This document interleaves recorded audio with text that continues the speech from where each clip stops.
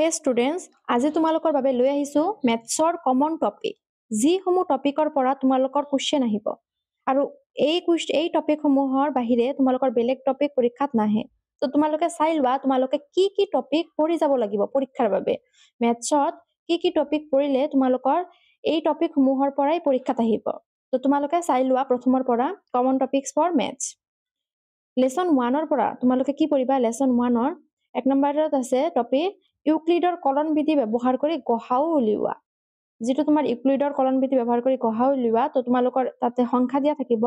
তো তোমালোকে গসাউ কেনেদৰে ওলাই এই টপিকটো তোমালোকে শিকি লোৱা। এইটো ফাৰ্ষ্ট টপিক গ'ল।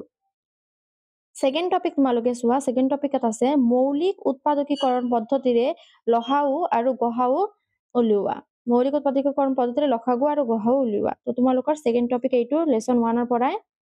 নেক্সট 3 নম্বৰত আছে প্ৰমাণ কৰা অপৰিমেয় সংখ্যা। তোমালোকক প্ৰমাণ কৰিবলৈ দিব, সংখ্যা দি দিব যে তোমালোকে অপৰিমেয় সংখ্যা বুলি প্ৰমাণ কৰা। তো তোমালোকে এই তিনিটা টপিক লেসন 1-ৰ পৰা পঢ়ি যাবই লাগিব। নেক্সট 2 নম্বৰ লেসনৰ পৰা চোৱা তোমালোকে কি কি টপিক পঢ়িবা? বহুপদৰ শূন্য উলিওৱা। বহুপদৰ শূন্য উলিওৱা বুলি তোমালোকে এই টপিকটো পঢ়িব লাগিব। তো তোমালোকৰ লেসন ওয়াইজ পঢ়ি যাবা তোমালোকে। মই টপিকসমূহ দি দিছো। এইখিনিয়ে লাগিব তোমালোকৰ লেসন 2-ৰ পৰা বহুপদৰ শূন্য উলিওৱা। আৰু নেক্সট লেসন 3-ৰ পৰা চোৱা তোমালোকে কি চাবা? তো 5 নম্বৰত আছে তোমালোকৰ টপিক বয়সৰ গণিত। তোমালোকে বয়সৰ গণিত এটা হলেও চাই যাবা, তোমালোকৰ পৰীক্ষাত আহিবই, কেনেদৰে কৰে নিয়মবিলাক শিকি যাবা। আৰু তোমালোকে লেখৰ সহায়ত সমাধান কৰা। লেখৰ সহায়ত যে তোমালোকৰ কিতাপত আছে সমাধান কৰা, তো তোমালোকে সেইসমূহ পঢ়ি যাবা। এইটো টপিকত তোমালোকৰ পৰীক্ষাত লাগিব। নেক্সট 3 নম্বৰ লেসনৰ পৰা আৰু এটা টপিক চাবা, কেৰমান নিৰ্ণয় কৰা যাতে ৰৈখিক সমীকৰণৰ কোনো সমাধান নাথাকে। ৰৈখিক সমীকৰণ যাতে কোনো সমাধান নাথাকে তাৰ বাবে কেৰমান নিৰ্ণয়। তোমালোকৰ পৰীক্ষাত এইটো কোৱেশ্চন আহিব। তো তোমালোকে এইটো টপিকো ভালদৰে চাই যাবা। 3 নম্বৰ লেসনৰ পৰা আৰু এটা টপিক চাবা, নাৱৰ দুটি, সোঁতৰ দুটি উলিওৱা বা ৰেলগাড়ীৰ দুটি আৰু বাছৰ দুটি উলিওৱা। তো এই চাৰিটা টপিকৰ পৰা এটা অংক হলেও আহিব আৰু এই অংকবোৰত কমসে কম 3 মাৰ্ক থাকিবই পৰীক্ষাত। তো তোমালোকে এইবোৰ স্কিপ নকৰিবা, ভালদৰে পঢ়ি যাবা। টপিকবিলাক এটা এটাকে গোটেই কেইটা টপিক তোমালোকে লিখি লোৱা। এতিয়াই লিখি লোৱা পাৰিলে। তো তোমালোকে গোটেইখিনি টপিক কমপ্লিট কৰি যাবা পৰীক্ষাত। প্ৰথমৰ পৰা আৰম্ভ কৰি শেষলৈকে গোটেইখিনি টপিক তোমালোকে পঢ়ি যাবই লাগিব, নহলে কিন্তু তোমালোকৰ পৰীক্ষাত কমন নপৰে মেথছত। নেক্সট তোমালোকৰ লেসন 4 কি পঢ়িবা? দ্বিঘাত সমীকৰণৰ মূল উলিওৱা। তো এইটো টপিক তোমালোকৰ লাগিব, পৰীক্ষাত আহিব। দ্বিঘাত সমীকৰণৰ মূল উলিওৱা। নেক্সট দ্বিঘাত সমীকৰণৰ কেৰমান নিৰ্ণয় কৰা যাৰ বাবে সমীকৰণটোৰ বাস্তৱ মূল থাকিব। বাস্তৱ মূল থাকিব তাৰ বাবে কেৰমান নিৰ্ণয়, এইটো তোমালোকৰ লাগিব লেসন 4-ৰ পৰাই।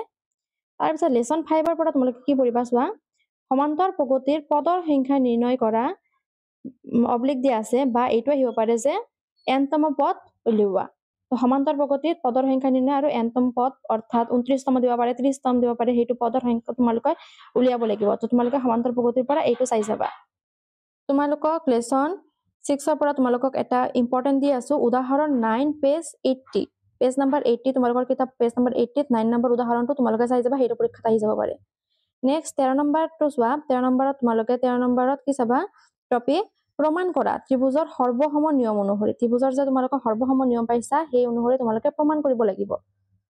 এইটো লেসন 6-ৰ পৰাই আছে টপিক। তাৰপিছত চোৱা লেসন 7-ৰ পৰা। লেসন 7-ৰ পৰা তোমালোকে কি টপিক চাবা? শীৰ্ষবিন্দুৰ ক্ৰম অনুসৰি চতুৰ্ভুজৰ কালি নিৰ্ণয় কৰা। চতুৰ্ভুজৰ কালি নিৰ্ণয়, শীৰ্ষবিন্দুৰ মানবিলাক দিয়া থাকিব, তোমালোকৰ পৰীক্ষাত আহিবই, এইবিলাক আহিবই টপিক এইবিলাকে। আৰু তোমালোকৰ ত্ৰিভুজৰ কালি, তোমালোকে শীৰ্ষবিন্দুৰ মান অনুসৰি চতুৰ্ভুজৰ কালি আৰু ত্ৰিভুজৰ কালি কেনেদৰে ওলাই সেইবোৰ শিকি ল'বা। নেক্সট 15 নম্বৰত আছে একৰেখীয় বিন্দুৰ ক্ষেত্ৰত কেৰমান উলিওৱা। তো তোমালোকৰ কিতাপত আছেই অনুশীলনী, তো তোমালোকে চাই ল'বা যে একৰেখীয় বিন্দুৰ ক্ষেত্ৰত কেৰমান কেনেদৰে ওলায়। নেক্সট লেসন 8-ৰ পৰা তোমালোকে কি পঢ়িবা? অভেদ ব্যৱহাৰ কৰি প্ৰমাণ কৰা। তোমালোকৰ যিবোৰ অভেদ দিয়া আছে, তো তোমালোকে সেইসমূহ ব্যৱহাৰ কৰি প্ৰমাণ কৰা শিকি ল'বা লেসন নম্বৰ 8-ৰ পৰা। আৰু লেসন নম্বৰ 9টো তোমালোকে স্কিপ কৰি যাবা, সেইটো পৰীক্ষাত নাহে, তোমালোকৰ সিলেবাছত নাই। নেক্সট লেসন নম্বৰ 10-ৰ পৰা তোমালোকে কি পঢ়িবা চোৱা, প্ৰমাণ কৰা। তো প্ৰমাণ কৰাৰ ভিতৰত মই তোমালোকক দুটা ইম্পৰ্টেন্ট দি দিছো আৰু তোমালোকে পঢ়ি ল'বা, কিন্তু এই দুটা মোষ্ট ইম্পৰ্টেন্ট। বৃত্তক স্পৰ্শ কৰা সামান্তৰিকটো এটা ৰম্ভাস, এইটো পৰীক্ষাত আহি যাব পাৰে, 100% শিওৰ আছে এইটো। আৰু নেক্সট আছে বৃত্তক স্পৰ্শ কৰি থকা এটা চতুৰ্ভুজৰ বিপৰীত বাহুবোৰে বৃত্তটোৰ কেন্দ্ৰত সম্পূৰ্ণকৈ সম্পূৰক কোণ কৰে। তো তোমালোকে এই দুটা প্ৰমাণ চাইয়ে যাবা, লগতে তোমালোকে কি কি প্ৰমাণ আছে তোমালোকে স্কুলৰ পৰা বা টিউচনৰ পৰা কি কি ইম্পৰ্টেন্ট আছে সেইবিলাক চাই যাবা, কিন্তু মই তোমালোকে এই দুটা ইম্পৰ্টেন্ট বুলি ক'লো।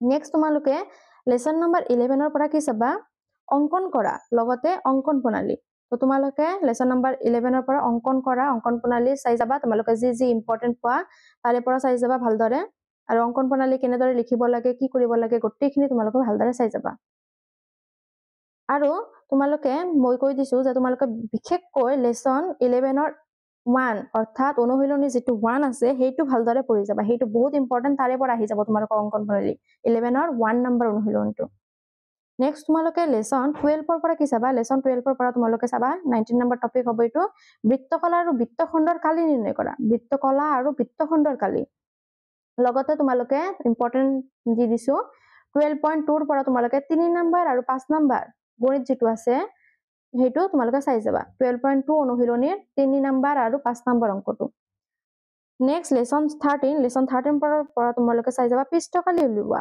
আৰু আয়তন উলিওৱা তো পৃষ্ঠকালি আৰু আয়তন উলিওৱা তাৰে পৰা তোমালোকে 13.1 ৰ 3 নম্বৰ গণিতটো চাইয়ে যাবা হেইটো আহি যাব পাৰে পৰীক্ষাত 13.1 ৰ 3 নম্বৰ ম্যাথছটো নেক্সট লেসন 14 ৰ পৰা তোমালোকে কি চাবা লেসন 14 ৰ পৰা তোমালোকে চাবা 14.1 ৰ 3 নম্বৰ অংকটো আৰু 14.3 ৰ 2 নম্বৰ অংকটো 14.1 ৰ 3 নম্বৰ আৰু 14.3 ৰ 2 নম্বৰ এই দুটা অংক তোমালোকক মই ইম্পৰ্টেন্ট বুলি কলো এই দুটা তোমালোকে চাই যাবা লগতে যদি আৰু বেলেগ তোমালোকে ইম্পৰ্টেন্ট পোৱা তেনেহলে চাই যাবা কিন্তু এই দুটা পৰীক্ষাত আহিবই নেক্সট লেসন 15 ৰ পৰা তোমালোকে কি চাবা লুডু গুটিৰ সম্ভাৱিতা তোমালোকে চাই যাবা তাজপাতৰ সম্ভাৱিতা চাই যাবা আৰু মুদ্ৰাৰ সম্ভাৱিতা চাই যাবা এইখিনি তোমালোকে পৰীক্ষাৰ বাবে টপিক চাই যাবই লাগিব এতিয়া তোমালোকে যদি এই গোটেইখিনি টপিক তোমালোকৰ পিডিএফ আকাৰে পাব বিচাৰা তেনেহলে আমাৰ WhatsApp গ্ৰুপৰ লিংকটো দিয়া আছে আমাৰ চেনেলৰ বায়ত দিয়া আছে আৰু তোমালোকে ডেসক্ৰিপচন বক্সত পাই যাবা তো তাতে জয়েন হৈ লবা মই তোমালোকক এইটো পিডিএফ আকাৰে দি দিম তো আমাৰ চেনেলটো তোমালোকে যদি নতুনকৈ আহিছিলা তেন্তে আমাৰ চেনেলটো প্লিজ সাবস্ক্ৰাইব কৰি লবা আৰু ভিডিঅটো এইখিনি আছে ধন্যবাদ